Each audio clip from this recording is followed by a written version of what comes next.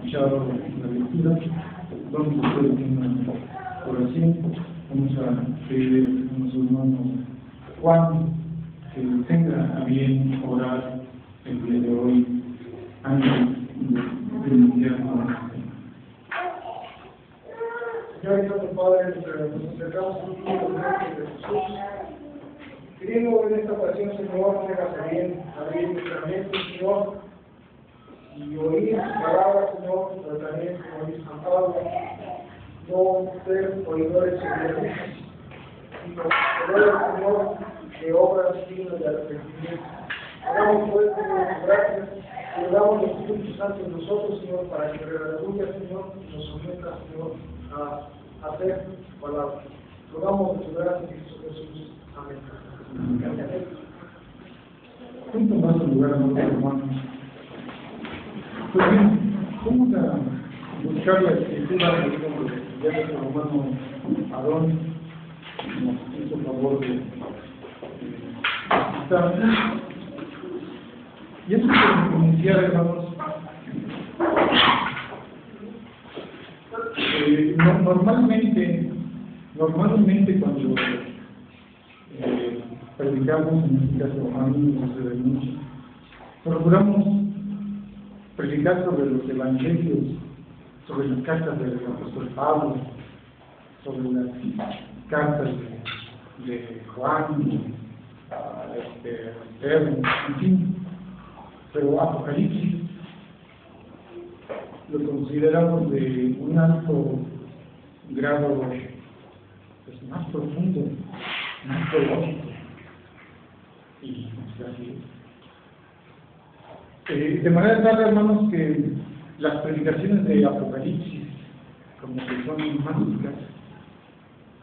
En esta ocasión, hermanos, vamos a hablar de Apocalipsis con la linda clave de nosotros. El título de esta predicación lleva, dice, la carta a Pérgamo. La carta a Pérgamo. Y vamos a leer, amados hermanos, una vez más unos versículos de la Escritura. Vamos a leer el versículo 12 y 13 y le voy a pedir que de una manera claro lean nuestro hermano Juan Carlos, Apocalipsis 2, versículo 13, y enseguida comenzamos. Versículo 13 de Apocalipsis 2. Yo conozco tus obras. No, perdón, estamos en Apocalipsis 2, versículos 12 y 13. 12 y 13. Ah, bueno, escuché 13, perdón. Y escribe al ángel de la iglesia en Pérgamo, el que tiene la espada aguda de los filos, dice esto: yo conozco tus obras y dónde moras, donde está el trono de Satanás, pero retiene su nombre y no has negado mi fe, ni aun en los días en que Antipas, el testigo fiel, fue muerto entre nosotros, donde mora Satanás. Pues bien, hermanos, gracias, hermano Juan Carlos. Aquí vamos a hablar de Pérgamo, una carta dirigida por parte de Dios a Pérgamo. Y de manera como introducción, vamos a conocer algo de la historia y de la geografía de Pérgamo, porque a veces, pues como son ciudades lejanas a nuestro México, pues les conocemos y a veces hay poca información. Bueno, conozcamos solo un poco de Pérgamo. Pérgamo, la ciudad.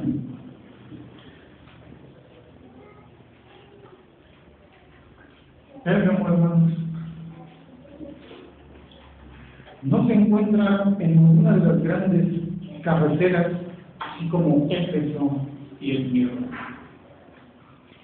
Pero históricamente la ciudad es la más importante de Asia. En tiempos en que escribe el apóstol Juan,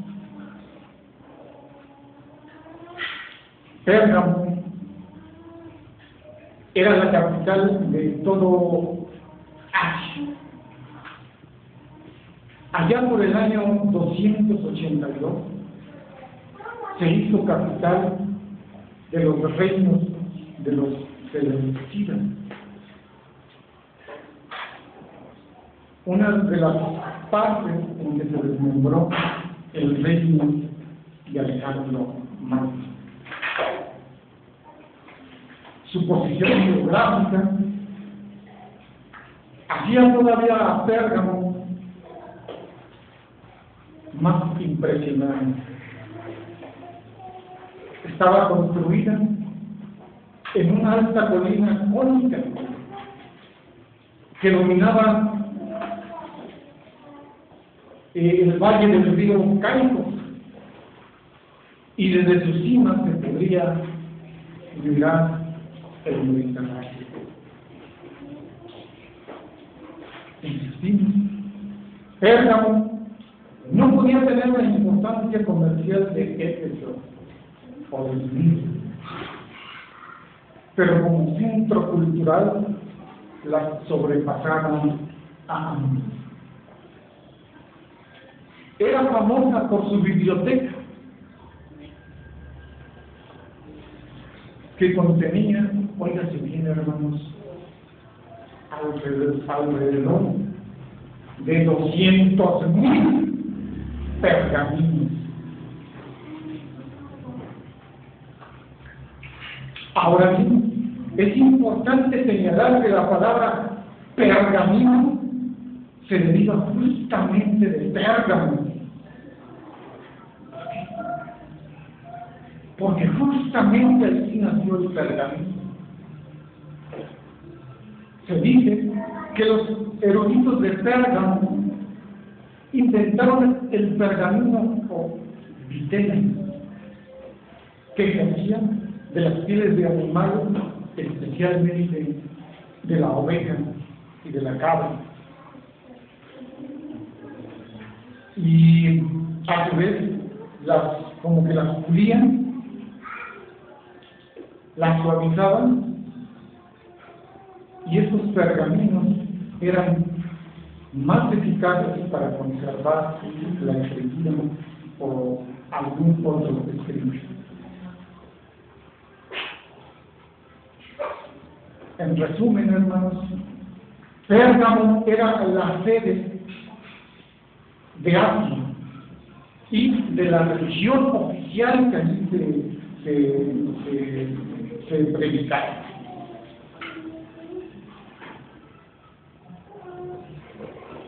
Pues dentro de la parte histórica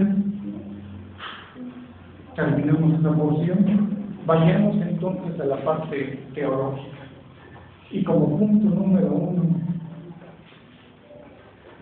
hablamos de Pérgamo, sede de Satanás.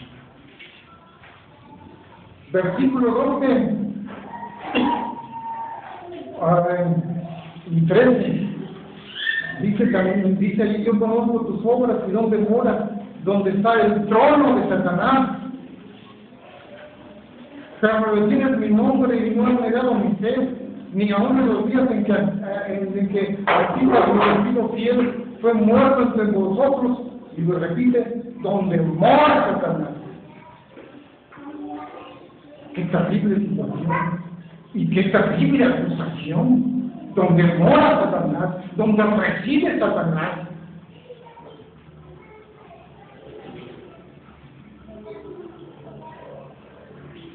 ¿Por qué esa acusación? De manera completa, de manera total, la desconocemos.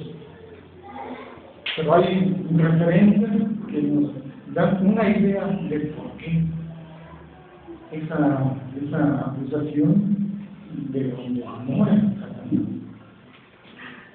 Pérgamo, hermanos, era uno de los centros religiosos más importantes de la antigüedad. Tenía en particular 2 altares paganos, obviamente. Uno era el templo de Zeus, que se elevaba a 200 metros sobre la colina cónica de Pérgamo. se dice que todo el día estaba saliendo humo de los sacrificios que se hacían a Zeus. Así, terrible situación. Por otro lado, Pérgamo estaba ligada al culto a Esculapio. ¿Quién era Esculapio? Esculapio era el dios de la sanidad. Y sus templos eran la versión primitiva de los hospitales en el mundo antiguo. ¿Alguien quería ser sanado? Pues iba al templo, que en otras palabras es como si dijeran voy al hospital, o como diríamos actualmente vamos al hospital, pues ahí iban a este templo pagano. Iban en busca de ayuda para sus males. La labor de sanidad que se practicaba allí, en parte es de los sacerdotes paganos y en parte de los médicos. Ustedes se recuerdan a un personaje antiguo que realizó descubrimientos de la anatomía. ¿Recuerdan que por ahí en los libros aparece un tal Galeno? Pues él justamente nació ahí en Pérgamo. El emblema de Esculapio era una serpiente. Y ese emblema en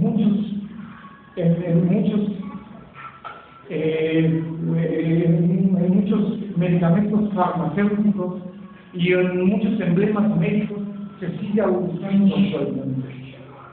Su símbolo era la serpiente de Esculapio y su título decía Esculapio Salvador. Terrible situación que se vivía allá en Pérgamo. Esculapio, imagínense nada más, Esculapio Salvador. Con eso, hermanos, ¿o quieren más? Porque es un título de tratamiento. ¿Quieren más? Bueno. Pérgamo era el centro administrativo de Asia. Y eso quería decir que era el centro del culto al César para toda la provincia de Asia. Todos tenían que adorar al César. Era una ley. Quizá por todo eso la Escritura llama a ese lugar donde mora Satanás. Pérgamo era el lugar donde se obligaban a las personas, bajo pena de muerte, a tomar el nombre de Kyrios y decírselo a los César. ¿Qué es Kyrios? Señor. Pero no Señor como le decimos al vecino, sino el Señor con mayúscula, el Señor soberano de todas las cosas. ¿Quién le va a decir Kyrios a un pagano? ¿Quién de los cristianos?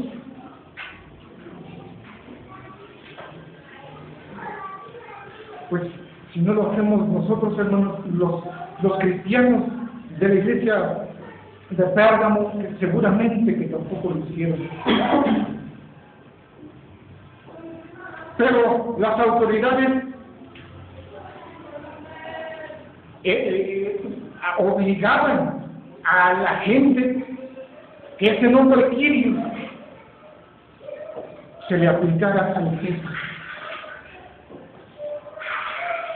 Y aún se decía a los mismos cristianos que se le aplicara al César y no a Cristo. ¿Y quién estaba a gusto con eso? Seguramente que nadie. ¿Quién de ustedes le diría al Papa Santo Padre, como muchos le han dicho? Seguramente que ninguno de ustedes, pero muchos Así le dicen.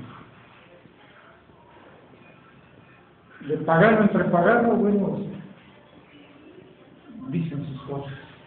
Pero de cristiano a pagano, imposible que alguien diga Santo Padre, o que le diga Kyrios a un personaje pagano.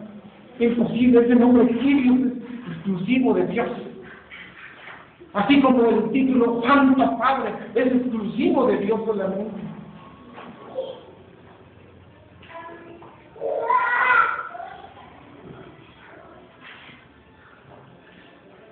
Pues resumiendo, amados hermanos, Pérgamo era la ciudad donde se manifestaba la idolatría y el paganismo en su máxima expresión. Quizá por eso la Escritura entonces le llama jefe de Satanás.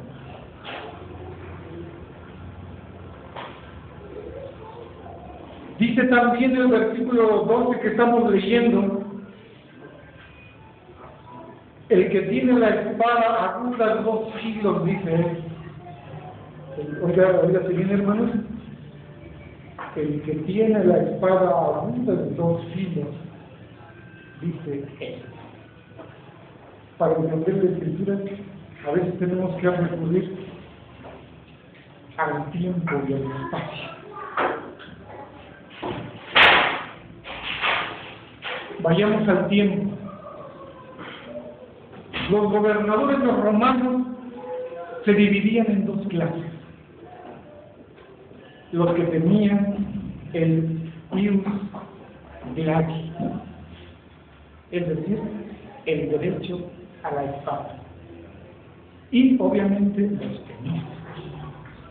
Los que tenían el derecho a la espada tenían el derecho a la vida y a la muerte. Su palabra se ejecutaba en el lugar y en el momento. El procónsul tenía su sede general en Pérgamo y tenía obviamente el ius gladi, y en cualquier momento podía usarlo contra los cristianos.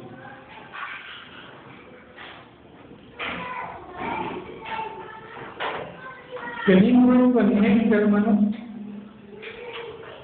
entonces entendemos un poco más lo que nos dice la Escritura. El que tiene la espada aguda de 2 filos, dice. Recordemos que el que tenía su ius gladi podía darle muerte a este le empujara. Si le caía mal, le daba muerte. Teniendo eso en mente, entonces, volvemos a leer la palabra que nos dice: el que tiene la espada aguda de 2 filos, dice esto. Esta porción, hermanos, es una especie de recordatorio a los cristianos de la iglesia de Pérgamo. En otras palabras, podríamos decir: no olviden que la última palabra la tiene Cristo. ¿Por qué?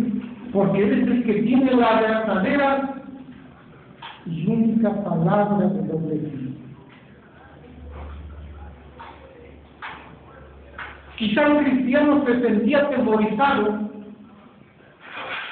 por el gobernador que tiene su ius gladi, y pues en cualquier momento puede acabar conmigo. Pero el recordatorio del apóstol es: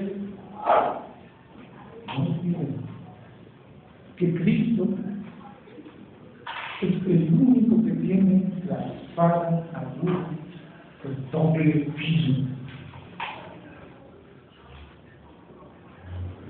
El poder de Roma seguramente era un poder en ese tiempo poderoso y satánico, pero el poder de Cristo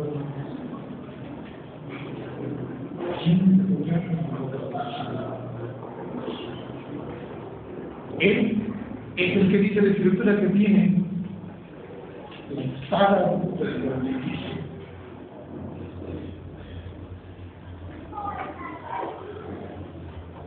Esto también podría ser muy recordatorio para nosotros.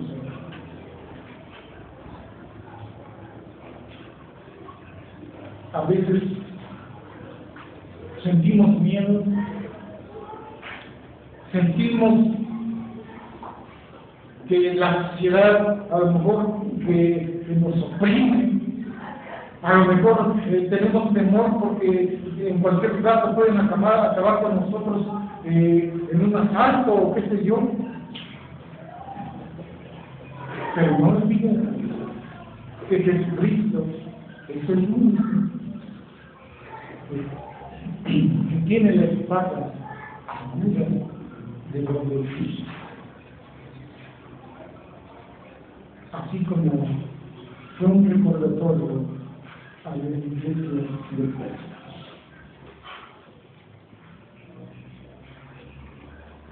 Segundo punto, amados hermanos. Perga, ciudad hostil para el cristiano o para el cristianismo.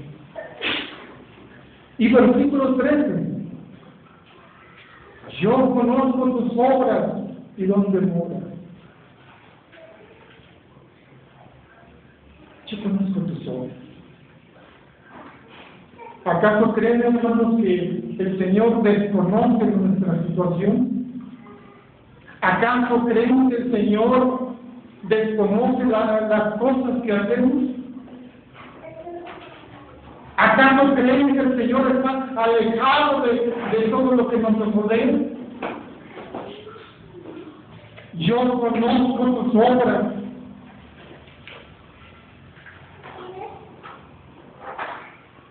Nadie puede escapar, hermano, de la presencia del Señor.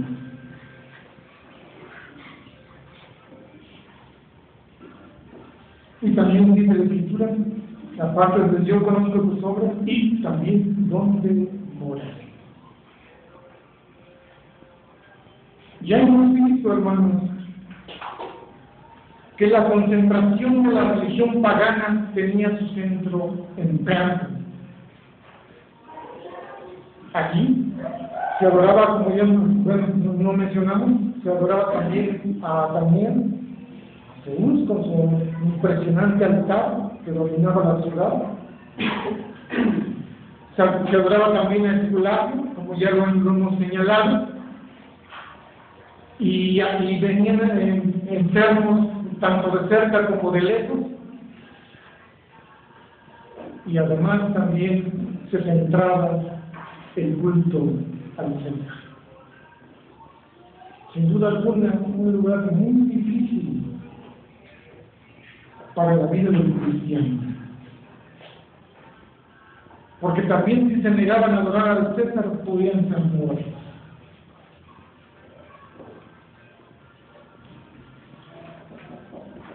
Seguramente que no podían hablar con la libertad que ahora tenemos de Jesucristo.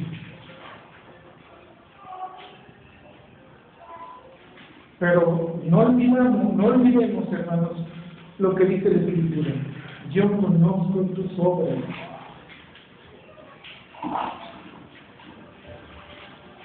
El Señor sabe, hermanos, nuestra situación.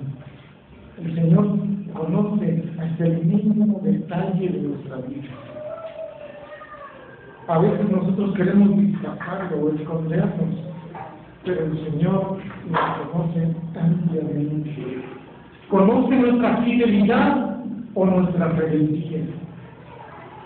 ¿Cuántos de los que estamos aquí podemos considerarnos fieles al Señor? ¿Cuántos de los que estamos aquí nos podemos considerar rebeldes al Señor, aunque nos decimos cristianos? Yo conozco tus obras, dice el Señor. ¿Y dónde moras? ¿Dónde moras? También dice el Señor. ¿Dónde moras? Es decir, ¿dónde vives? Dicen los expertos, porque ahí déjenme decirles que son los expertos de lo que tomé esto. Dicen los expertos que la palabra del original para emplear, para que nosotros conocemos para morar, la palabra original es para paro y kein, y quiere decir habitar con carácter de permanente en el lugar. Es decir, los cristianos allí habían nacido, en Pérgamo habían nacido, habían crecido y seguramente iban a morir allí. ¿Qué tiene que ver con esto? Pues que no se acobardaban y se iban. Ahí hay muchos problemas. Ahí me quieren matar. Ahí se habrá enviado. Mejor me voy. Ellos no se acobardaron.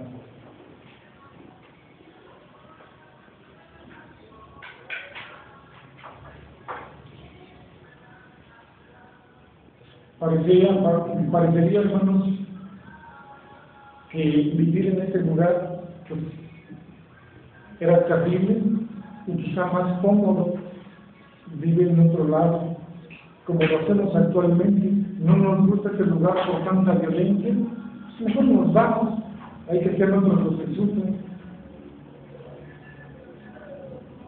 ¿Qué hubiera pasado si nosotros hubiéramos estado viviendo en Pérgamo? El Señor nos puso a vivir en estos lugares, pero ¿qué hubiera pasado si estuviéramos en Pérgamo?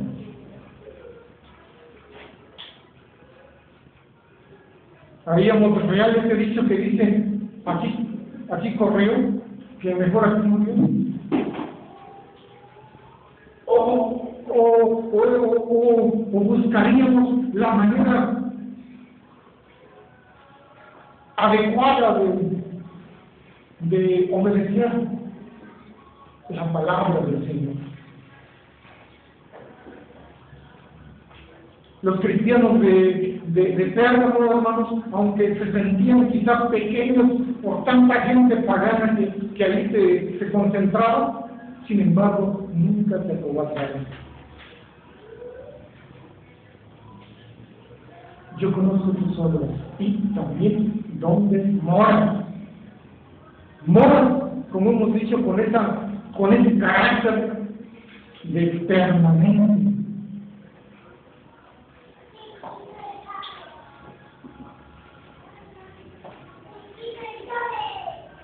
Sin embargo, amados hermanos, a pesar del paganismo en su máxima expresión, el Señor siempre tiene un remanente fiel.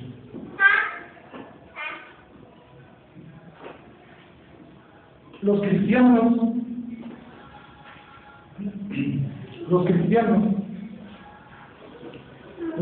de Pérgamo demostraron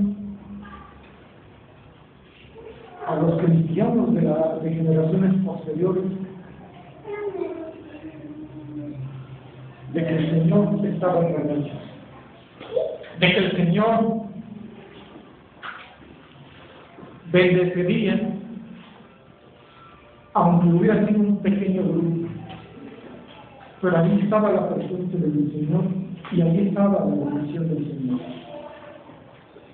Que era posible ser cristiano aún en la adversidad.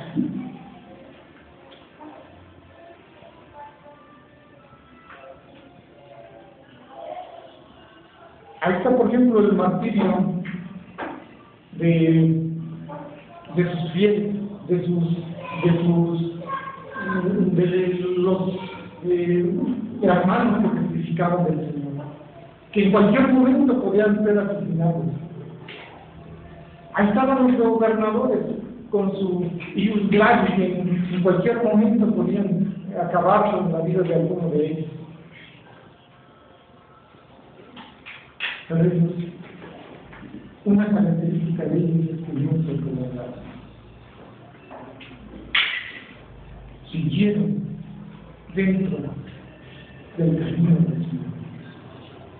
Echemos un vistazo al Pérgamo actual. Pérgamo actualmente tiene una población de 20.000 habitantes. Es pequeño. las huellas también del paganismo siguen vigentes. Principalmente la habitan turcos y maometanos, y aproximadamente unos 2.000 cristianos. Y jamás, de 20.000 a 2.000, han sido 10% aproximadamente. Pero son sin duda los herederos de esa iglesia.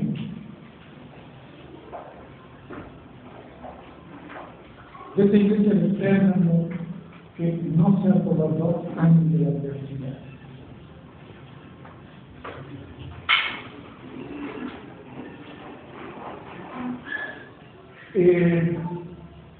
Versículo 13 nos sigue diciendo, dice, yo conozco tus obras y dónde moras, donde está el trono de Satanás, pero retienes mi nombre y no has negado mi fe, ni aún en los días en que Antipas, mi testigo fiel, fue muerto entre vosotros, donde mora Satanás. Y esas palabras que se quitan donde mora el paganismo en su máxima expresión. De Antipas, hermanos, el personaje que se menciona aquí, versículo 13, no sabemos nada. Tertuliano nos transmite una leyenda según la cual dice que murió asado lentamente. No sabemos realmente de qué. Pero lo que sí es cierto es de que murió testificando. Eso sí es verdad. Sin embargo, hermanos, es posible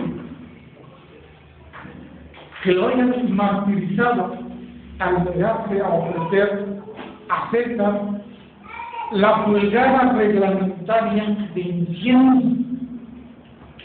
Era una obligación.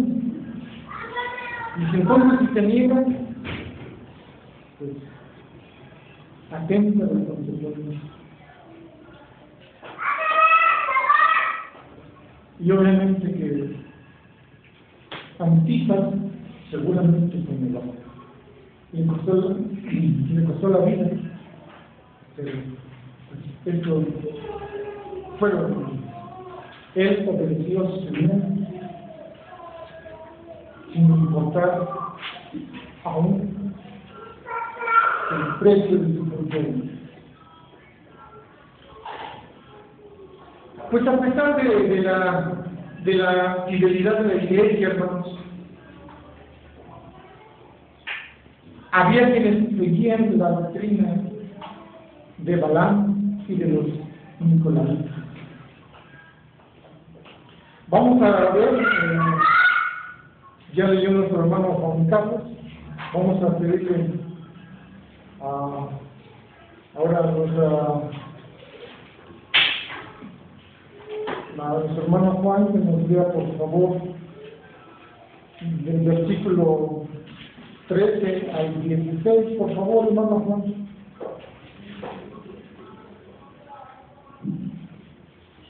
Yo conozco tus obras y donde moras, donde está el trono de Satanás, pero retienes su nombre y no has negado mi fe, ni aún en el día en que Antipas, mi testigo fiel, fue muerto entre nosotros, donde mora Satanás.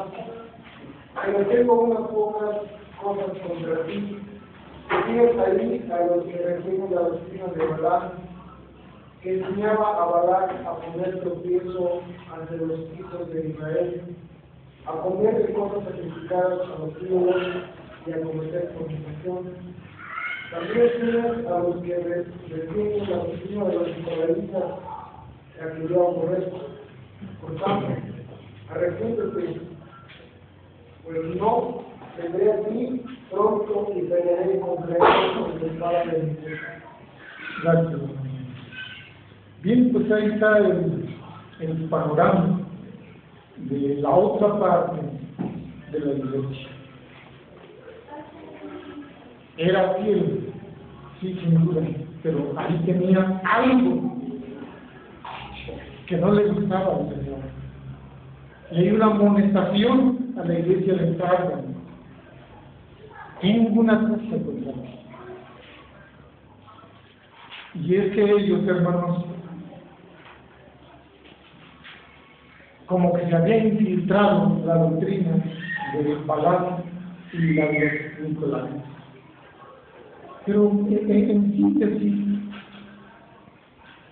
síntesis, hermanos, decían, o la doctrina de estas personas decían que no había nada de malo con adaptarse prudentemente, según ellos, al mundo, entendiendo por mundo pues todo lo que se ve, lo que hay en él. Los nicolaitas inducieron a las personas a comer carne sacrificada a los ídolos y a la práctica de la inmoralidad. ¿Recuerdan el concilio de Hechos, hermanos?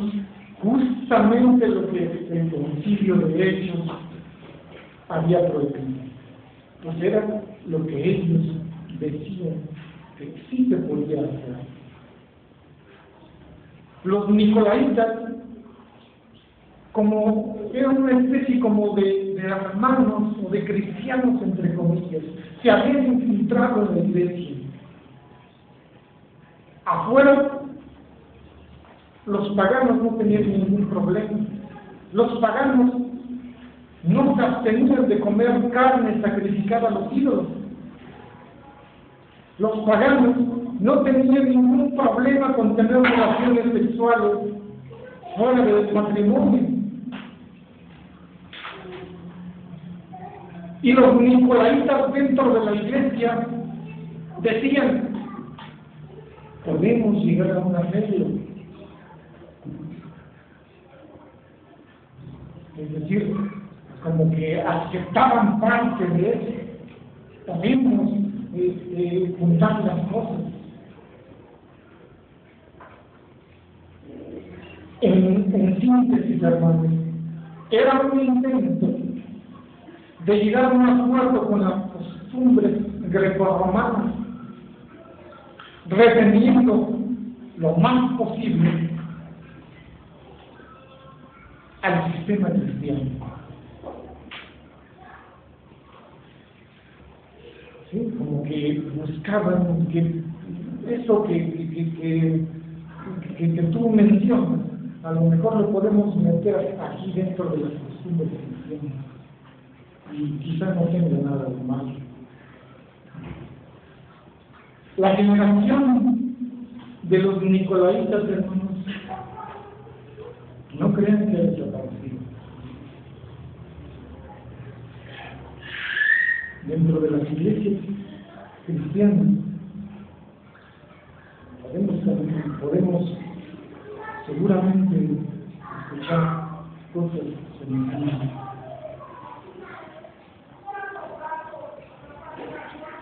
Un intento quizá por unificar el paganismo.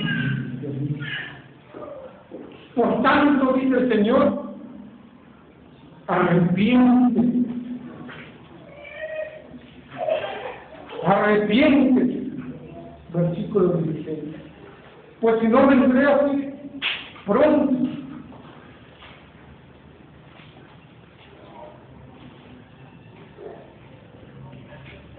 Algo que debemos de fijarnos, hermanos, que la Escritura no dice pelearé con ustedes, sino pelearé contra ellos. Jesucristo, hermanos, no estaba enojado con toda la iglesia, sino únicamente con los que trataban de seducirlo.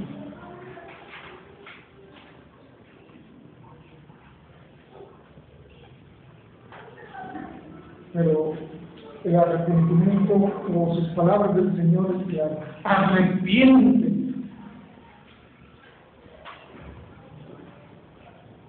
Y esta palabra no nada más era para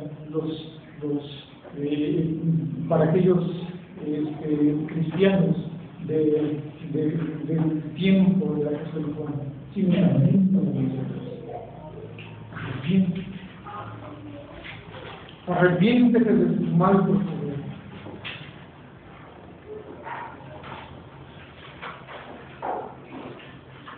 Finalmente, amados hermanos,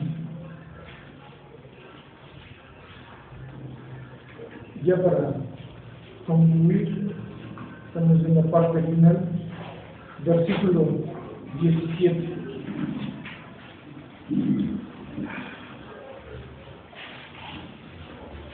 Ahora vamos a pedir a nuestro hermano Omar que nos lea el último versículo, que es el 17. Los que tienen oído, oigan lo que el Espíritu dice de las iglesias. Al que venciere daré de comer de maná escondido y le daré una piedrecita blanca, y la piedrecita y en la piedrecita escrito el nombre nuevo, el cual ninguno conoce sino aquel que lo escribe. Gracias. El último punto, hermanos, es perdonar. Pan del cielo.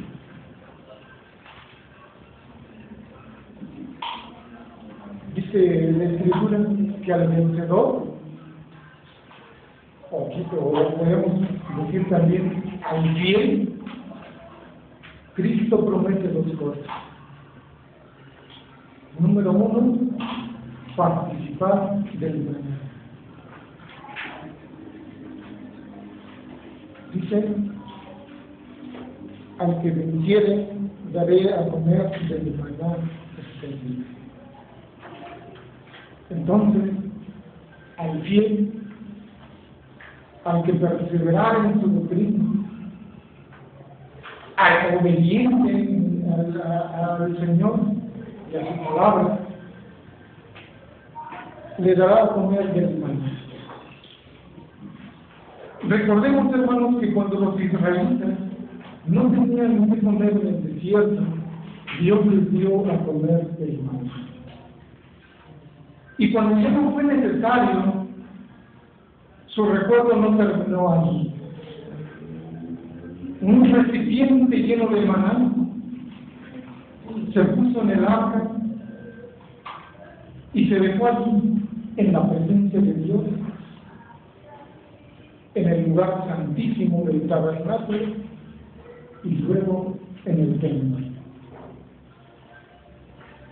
Hasta allí fue el maná.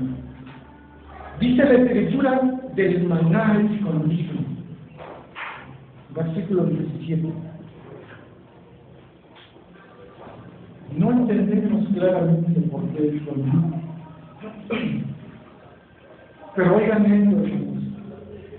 A principios del siglo XVI, antes de Cristo, el templo que había sido construido por Salomón fue destruido. Y los rabinos han transmitido una leyenda. Dicen que cuando sucedió aquello, Jeremías escondió el recipiente del maná en una grieta del monte Sinaí, y que cuando viniera el Mesías, restituiría el recipiente del maná. Si esto fuera verdad, entonces esto explicaría lo del maná escondido. Pero lo cierto, hermanos, es que no tenemos la certeza junto a lo de Dios. Lo que sí es cierto es que el Señor promete que nos convidará del maná. Al maná también se le ha llamado trigo del cielo. Vamos a pedir a nuestra hermana Eli, por favor, que rápidamente busque allí Salmo 78, 24, por favor, hermana Eli. Se le ha llamado, dijimos hermanos, trigo del cielo.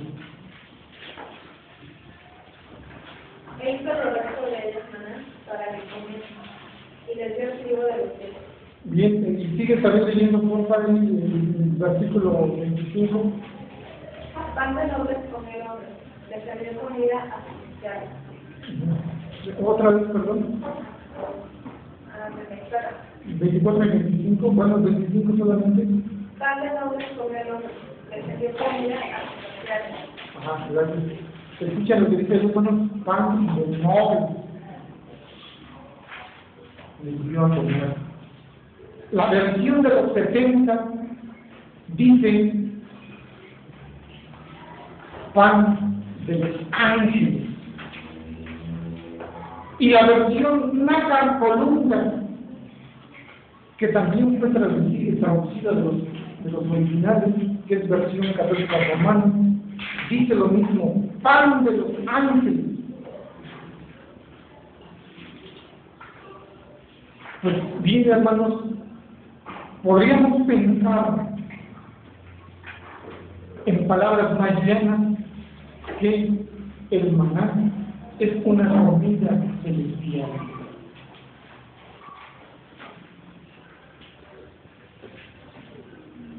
Y eso, qué hermoso, que el Señor a los fieles, a los que han obedecido sus palabras, y les dé finalmente el maná, comida celestial. Y estar también ante la presencia del Señor, que recordemos que también Él es el pan de la vida. Qué hermoso. Bueno, pues ahí está. ¿Qué dará el Señor a los cielos? El maná. Y dice también la Escritura, versículo 17 que hemos estado leyendo, y le daré también una piedrecita blanca, y en la piedrecita escrito un nombre nuevo, el cual ninguno conoce, sino aquel que lo recibe.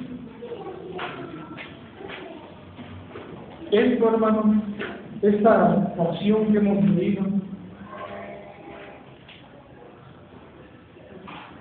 se le han dado numerosas interpretaciones. Quizá por eso no buscamos tanto predicar sobre Apocalipsis, porque hay sin número de interpretaciones. Pero sin embargo nuestras confesiones dicen que debemos de predicar todo el consejo de Dios. Y si no predicáramos sobre Apocalipsis, entonces estaríamos faltando a nuestro Dios.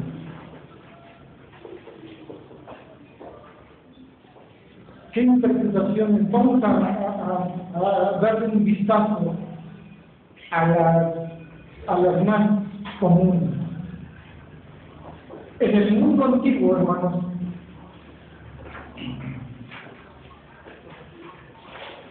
en el mundo antiguo se usaban mucho unos objetos que se llamaban en latín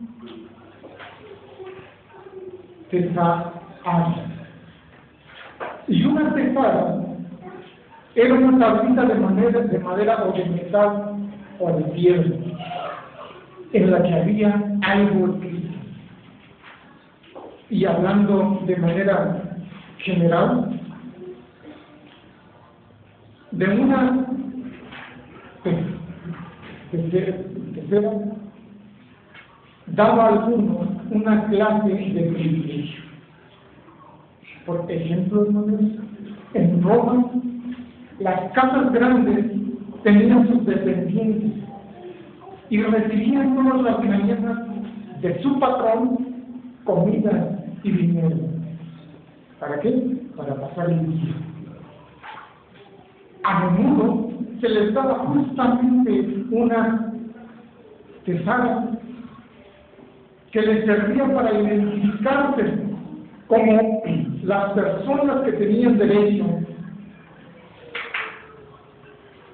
a recibir esos dones gratuitos.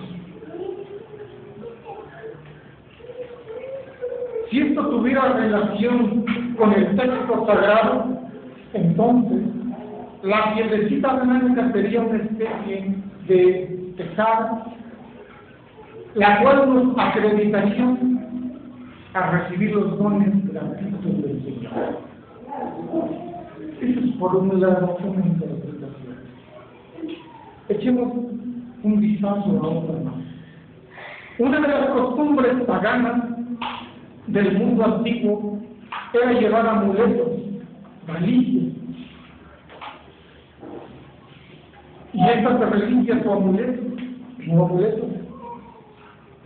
podían ser de metal, pero generalmente eran de piedra. Y en ellas estaba el nombre de un Dios escrito. Y el poseedor de estos amuletos invocaba el nombre de su Dios cuando necesitaba ayuda. Para algunos teólogos,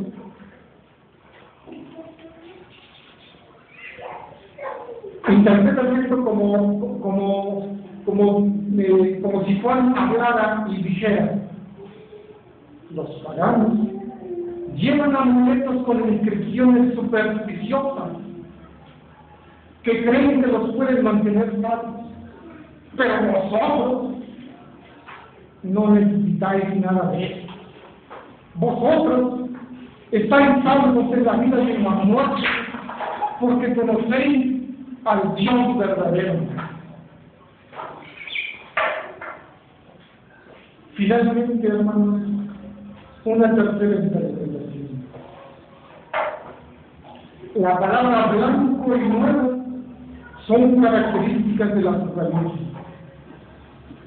Se nos habla de vestiduras blancas, por ejemplo, Apocalipsis 3:5. Se habla de vino blanco, Apocalipsis 19:8-14. Se habla del trono blanco de Dios mismo, Apocalipsis 20:11.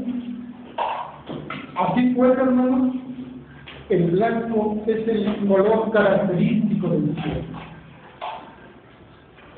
Dice esta interpretación. Y en relación a lo nuevo, hay dos palabras para nuevo. Están del original, de la palabra original, está neo, que quiere decir nuevo en cuanto al tiempo. Y también está caimón, que es nuevo, no solo en cuanto al tiempo, sino también en cuanto a la calidad.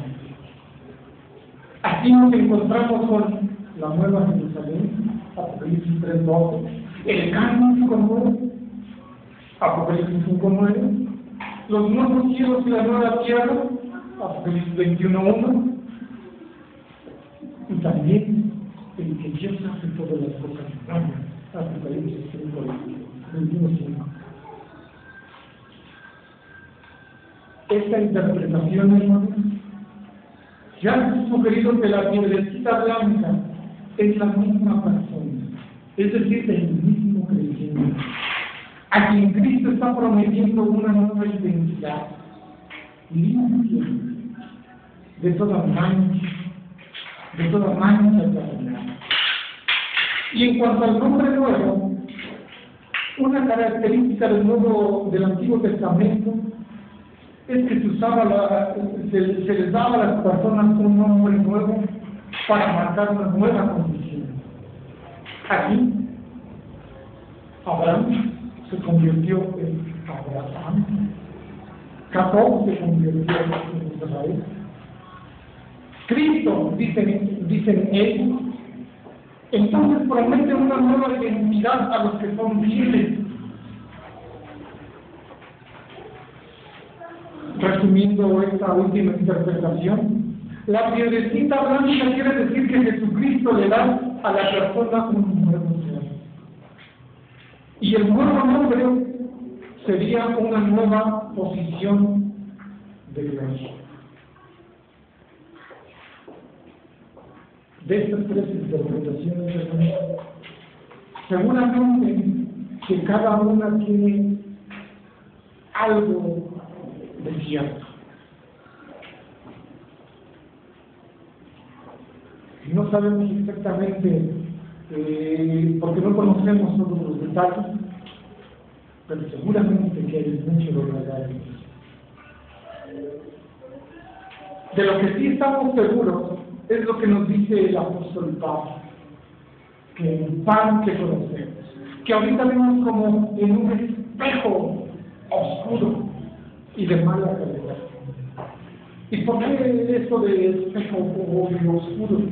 Recordemos, hermanos, que Corinto era famosa por la fábrica de sus espejos, pero no como el espejo moderno como el que tenemos, porque ese espejo moderno llegó hasta nosotros en el siglo XIII aproximadamente. El espejo de Corinto era diferente, era de metal pulido, pero nunca se llegaba a una reflexión perfecta. De manera que solo se distinguían siluetas.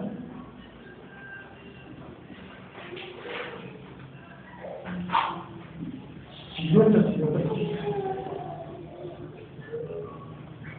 Y ese es en el contexto en el que nos habla el apóstol Pablo. Solo vemos como reflejos, como a través de un espejo, las cosas de Dios. Y eso nos deja sumidos en misterios y enigmas. Pero podemos decir, pero tenemos su perfecta revelación. Sí, tenemos su perfecta revelación. Pero nuestras mentes, hermanos, solo pueden captar en parte, porque lo finito, el cual somos nosotros, no puede abarcar lo infinito. Pero un día el velo se quitará, y entonces dice el apóstol Pedro,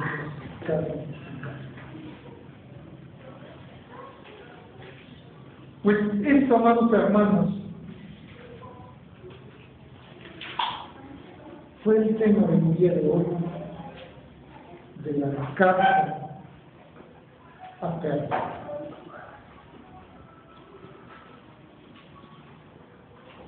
Solo quiero recordar, hermanos,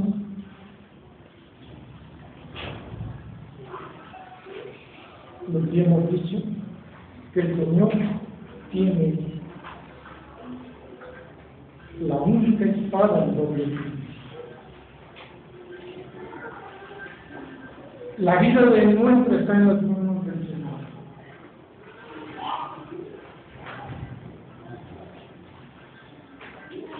Busquemos entonces glorificar al Señor día tras día, momento tras momento, porque estamos bajo la presencia de nuestro Dios. Recordemos también que el Señor conoce nuestras obras, lo que hacemos, lo que decimos y también lo que escondemos. Que el Señor conoce dónde vivimos. El Señor conoce si somos fieles o somos rebeldes. Que el Señor también nos dice a nosotros que nos arrepintamos de nuestros malos procederes. Y si somos fieles, entonces nos dará el camino, nos convidará de camino y nos dará también esa piedrecita blanca, y en la piedrecita escrito un nombre nuevo, el cual dice la Escritura, el cual ninguno conoce, sino solamente el Creador. El bien, hermanos, vamos a ponernos en pie de la pulsa y la oración. Amado Dios que estás en el reino de los cielos, gracias te damos, eterno Dios, por tu palabra. Gracias te damos, Señor, por las bendiciones que día con día tú nos das. Te damos gracias, Señor, por tu fidelidad y suplicando, Señor, que nos hagas aptos para los bendiciones tuyos. Te suplicamos, Señor, que podamos darte a ti siempre la honra y la gloria, sea cual sea el movimiento y circunstancia de nuestra vida. Te suplico, Señor, que bendigas a tu pueblo, el cual nos hemos congregado en este lugar, únicamente para darte a ti la honra y la gloria. Bendice, Señor, nuestras vidas y permite que tu nombre sea glorificado. Rogamos esto a través de Jesucristo, único y suficiente Salvador.